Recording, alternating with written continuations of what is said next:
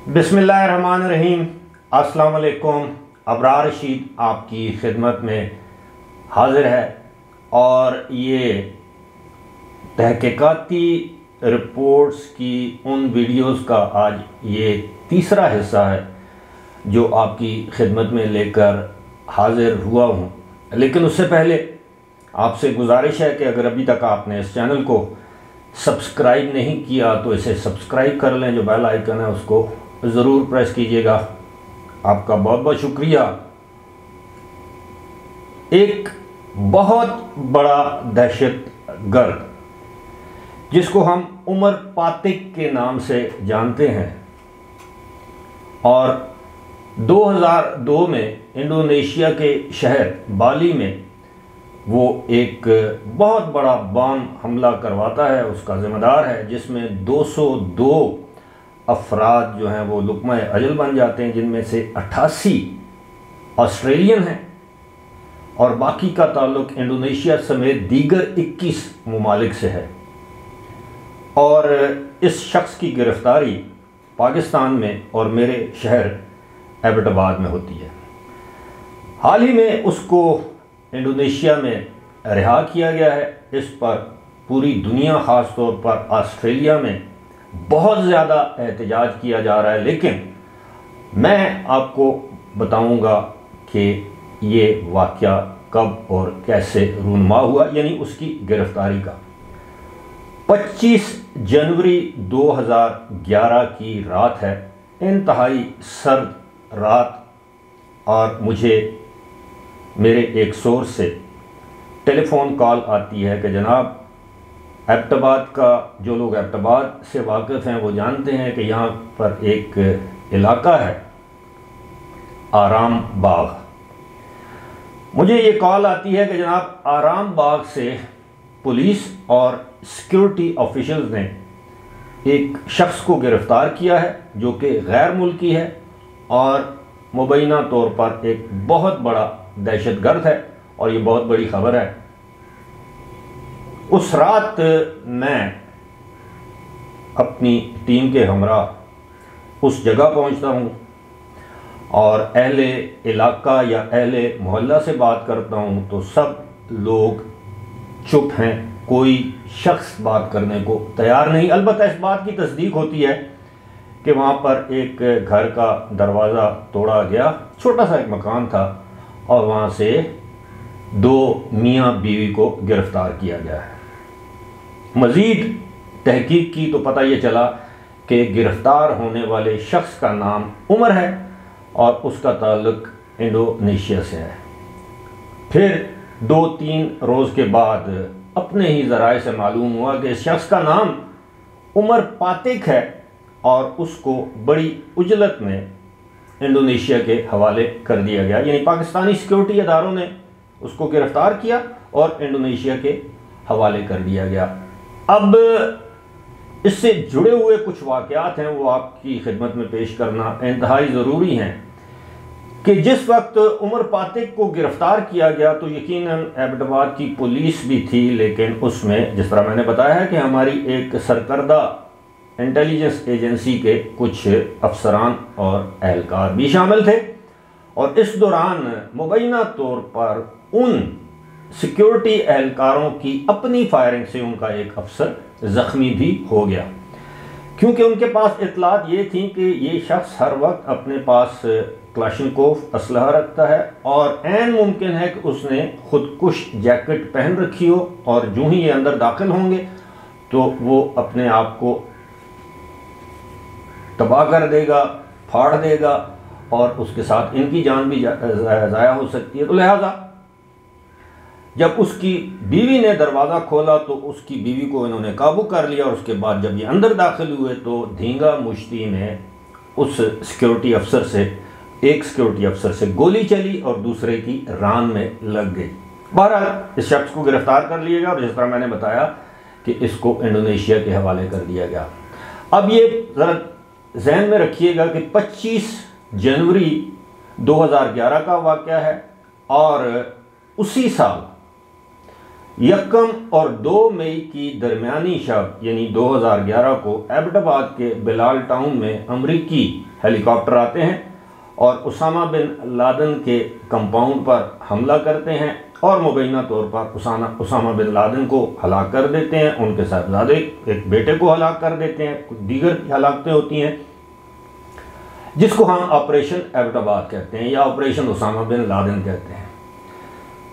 अब आप सोच रहे होंगे कि ये तकरीबन 11 साल बाद मैं ये ख़बर आपके साथ क्यों शेयर कर रहा हूँ। तो इसके काफ़ी ज़्यादा मेरे लिए मुज़मिरात हो सकते थे, क्योंकि ये मुल्क की सलामती का मामला था। मैं बहुत सी ऐसी मालूमात हैं जो बावजूद आपके साथ शेयर नहीं करूँगा, लेकिन ये कहा गया उस वक्त कि जनाब इस शख्स से पाकिस्तानी इंटेलिजेंस ऑफिशल्स ने जब पूछताछ की, जब वो पाकिस्तानी इदारों की हिरासत में था, तो उस वक्त ये बात सामने आई कि शायद ये उमर पातिक एबटाबाद में इसलिए मौजूद था कि वो उसामा बिन लादेन से मिलना चाहता था या मुलाकात का ख्वाह था या उसकी मुलाकात तय थी, जिससे ये बात साबित होगी कि उसामा बिन लादेन जो है वो एबटाबाद में मौजूद है। जब ये हवाले किया गया इंडोनेशिया के, तो जाहिर है अमरीकी तफ्तीशकारों ने भी इससे तफ्तीश की होगी या उसमें शामिल हुए होंगे। वहाँ से इससे क्लूज़ मिले, इससे कुछ लीड्स मिली, जिससे ये साबित हुआ कि उसामा बिन लादेन वाकई एबटाबाद में है। कुछ अमरीकी नशरियाती इदारों ने इस बात की तरदीद भी की है, लेकिन अगर आप कड़ी से कड़ी मिलाएं तो ये बात जाहिर हो जाती है कि उसामा बिन लादेन की मालूमात उमर पातिक से ही हासिल की गई। बहरहाल 11 अगस्त में इसके ख़िलाफ़ मुकदमा शुरू किया जाता है इंडोनेशिया में, और 12 अगस्त 2012 को इसको 20 साल कैद की सज़ा सुनाई जाती है उमर पातिक को। इसके बाद सज़ा जो 20 साल की सुनाई जाती है, तो जेल के अंदर इसका एक भाई और एक और उसके ग्रुप के लोग जो हैं, अच्छा इस दौरान 3 लोगों को सज़ाए मौत सुनाई गई, जिनको सज़ाए मौत दे दी गई, यानी फांसी की सज़ा दे दी गई। जब उमर पातिक जेल में जाते हैं तो इनका रवैया अच्छा हो जाता है। ये सोमो सलात के तो पहले ही पाबंद थे, और मैं ये बताऊं कि ये 1970 में इंडोनेशिया में पैदा हुए उमर पातिक, या पैदा हुआ, और इसका ताल्लुक इंडोनेशिया की जमात इस्लामी से था, जिसे जामिया इस्लामिया कहते हैं। तो उसके बाद इसको डी रेडिकलाइज किया गया, यानी इसके अंदर जो वो शिद्दत पसंदी थी वो उसको ख़त्म किया गया, और फिर पहले इसको पैरोल पर रिहा किया गया, फिर इसके नेक चाल चलन के ज़रिए चंद रोज़ पहले इसको जेल से रिहा कर दिया गया।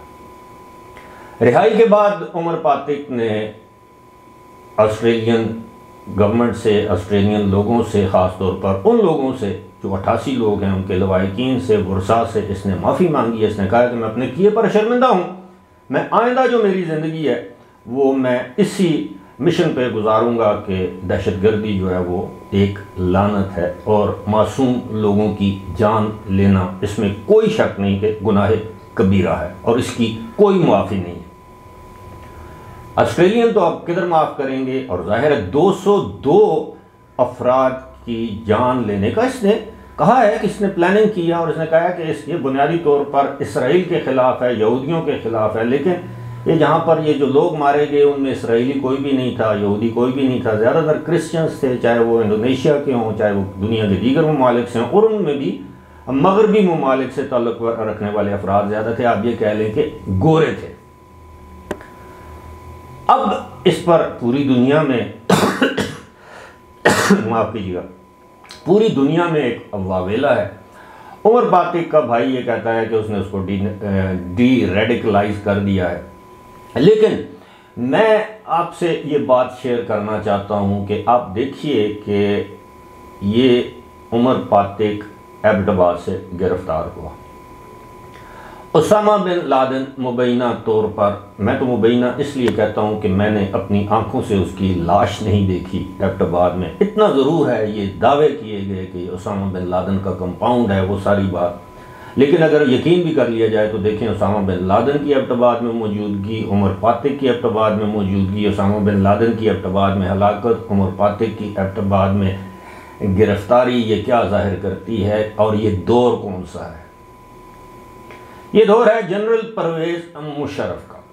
अब आप ज़रा थोड़ी देर सोचिए, अगर ये कोई सियासी हुकूमत होती तो हम किस तरह कहते कि जनाब देखें फ़लाँ सियासतदान जो है वो उसने ये किया, फ़लाँ सियासी हुकूमत के दौर में ये हुआ। इन लोगों को पनाह तो जनरल परवेज़ मुशर्रफ के दौर में दी गई, और जिस वक्त उसामा बिन लादेन को हलाक किया गया, जिस वक्त ये उमर फातिक को गिरफ़्तार किया गया, तो पाकिस्तान में एक सियासी हुकूमत थी, पाकिस्तान पीपल्स पार्टी की हुकूमत थी।